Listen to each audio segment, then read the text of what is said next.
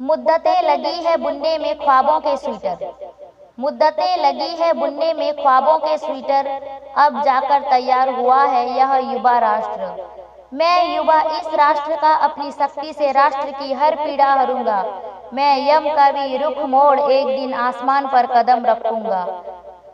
जो अपने कर्म के आगे धर्म भूल जाते हैं, लोगों को अक्सर मुश्किल घड़ियों में इन्हीं लोग याद आते हैं। मंजिल करीब होती है पर सपने टूट जाते हैं। यह परीक्षा की घड़ी है युवाओं, जरा संभल जाओ। मेहनत से नाम सुनहरे पन्नों में यह छोड़ जाते हैं। मैं रहीमा बेगम। आज मेरे अभिव्यक्ति का विषय है छात्र शक्ति में ही राष्ट्र शक्ति है। छात्र शक्ति का मतलब है युवा पीढ़ी जो हमें इस समाज के कुरीतियां, भ्रष्टाचार, दुर्नीति आदि से मुक्त कराकर नई दिशा की ओर ले जाता है। आज मैं आप सबके समक्ष छात्र शक्ति में ही राष्ट्र शक्ति है इस विषय पर चंद शब्द कहना चाहूंगी, लेकिन उससे पहले आप सभी को मैं ये बता देना चाहती हूँ कि कागज के नाव को छोड़ दी हमने, अब समंदर की जिम्मेदारी है। कागज के नाव को छोड़ दी हमने, अब समंदर की जिम्मेदारी है। अर्थात अब हमें अपने घर परिवार को नहीं बल्कि पूरे भारत को संवारना है। अर्थात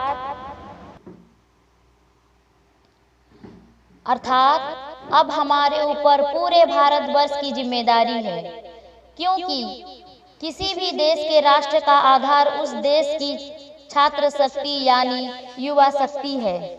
जिस तरह किसी भवन को टिकने के लिए एक नींव की आवश्यकता होती है, ठीक उसी प्रकार किसी राष्ट्र को शक्तिशाली बनाने के लिए उस राष्ट्र के युवा शक्ति रूपी नींव की आवश्यकता होती है।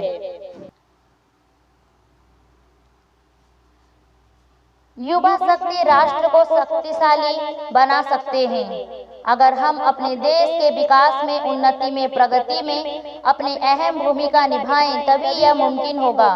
और युवा भारत के ताकतवर कंधों को देखकर यह कहते हुए तनिक भी अतिशयोक्ति न होती कि भले ही आज हम एक शक्तिशाली देश हैं, किंतु आगामी दिनों में भारत को एक विश्व शक्तिशाली देश बनने से कोई नहीं रोक सकता। इसीलिए आज हम समस्त भारतीय युवाओं को यह संकल्प लेना होगा कि हमारे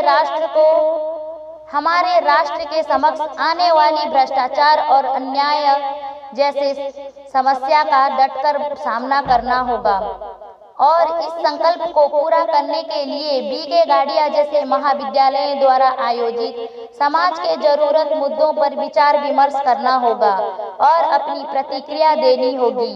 तब जाकर हम अपने राष्ट्र को एक नए राष्ट्र के रूप में देख सकते हैं। युवा शक्ति अपने सोच, अपने विचारों और अपने शब्दों से राष्ट्र को समृद्धि, प्रगति कर सकता है।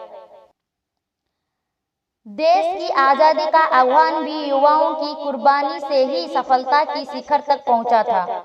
भगत सिंह, राजगुरु, सुखदेव जैसे नौजवानों को भला कौन भुला सकता है।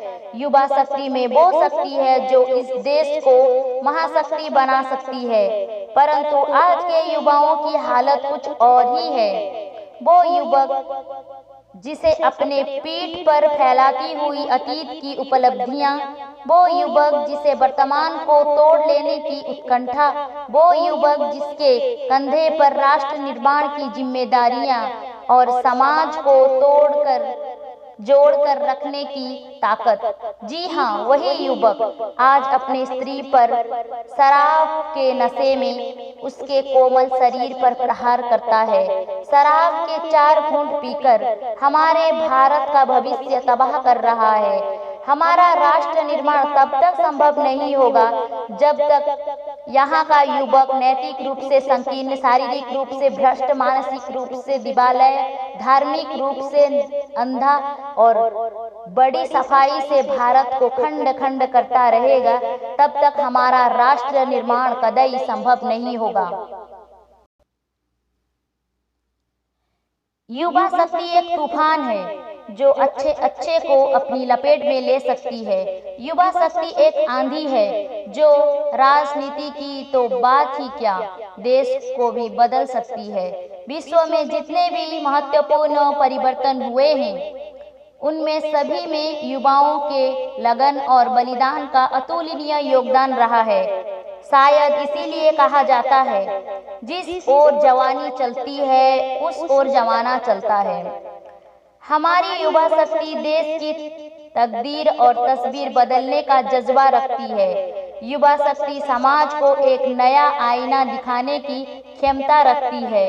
अनुभवी लोगों का मार्गदर्शन हमारी युवा शक्ति को अपनी सकारात्मक ऊर्जा राष्ट्रहित में लगाने को प्रेरित करता है।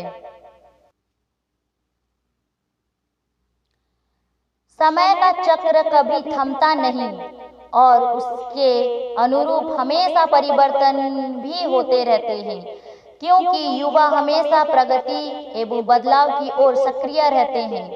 एक सुदृढ़, संगठित और उन्नत राष्ट्र का निर्माण करने के लिए भारत को पुनः विश्व गुरु की आवश्यकता पड़ेगी।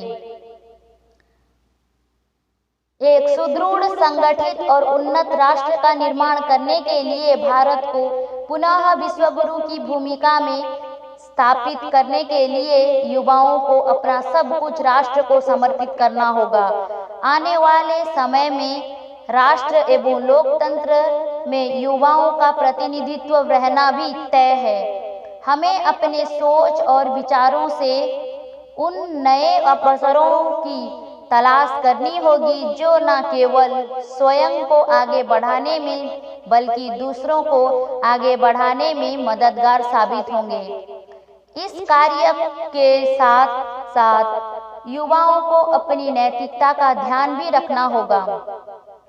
भारत सरकार का भी लक्ष्य युवाओं के नेतृत्व वाले विकास पर है। निष्क्रिय होकर बैठने की बजाय युवाओं को देश के विकास और प्रगति में सक्रिय भूमिका निभानी चाहिए। युवा देश को प्रोत्साहित और सशक्त बनाने के लिए देश की सरकार ने राष्ट्रीय युवा नीति शुरू की है। इसका उद्देश्य युवाओं की सही दिशा में संभावित रूप से निर्देशित करना है, जो संपूर्ण रूप से राष्ट्र को मजबूत करने में मदद करेगा। अगर देश में युवाओं की मानसिकता सही है और उनके नवोदित प्रतिभाओं को प्रेरित किया गया तो वह निश्चित रूप से समाज के लिए अच्छा काम करेंगे।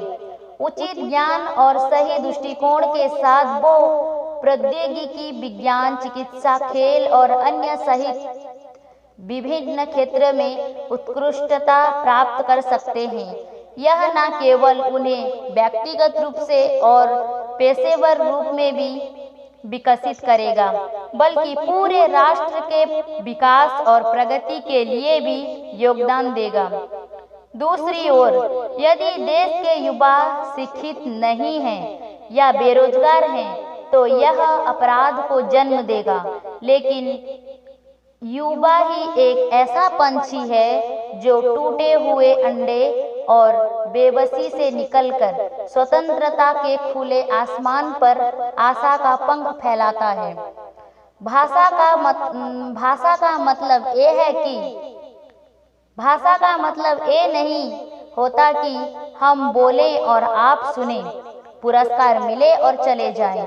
यदि हमारे द्वारा बोले गए बातों में से अच्छी बात को पकड़ें और उसे शुद्ध करके दूसरों को समझाएं, तब जाके हमारा बोलना और इस कार्यक्रम का आयोजन करना दोनों सार्थक सिद्ध होंगे।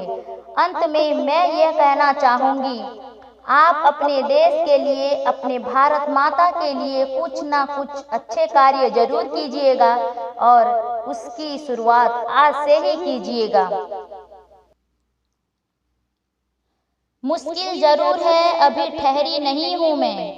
मुश्किल जरूर है, अभी ठहरी नहीं हूँ मैं। मंजिल से कह देना, अभी पहुँची नहीं हूँ मैं। बस इन्हीं चंद शब्द के साथ मैं अपनी वाणी को विराम देती हूँ। धन्यवाद।